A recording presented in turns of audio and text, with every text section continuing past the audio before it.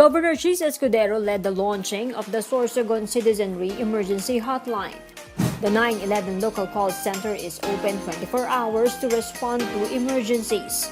It operates under the Provincial Disaster Risk Reduction Management Office.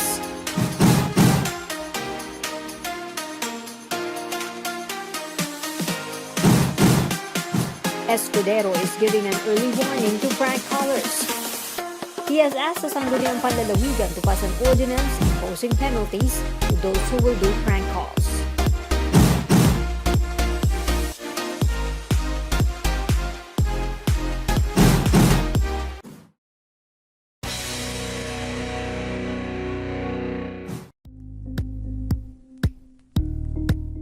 Thank you for watching Politico TV. Please like and subscribe to our channel for more videos.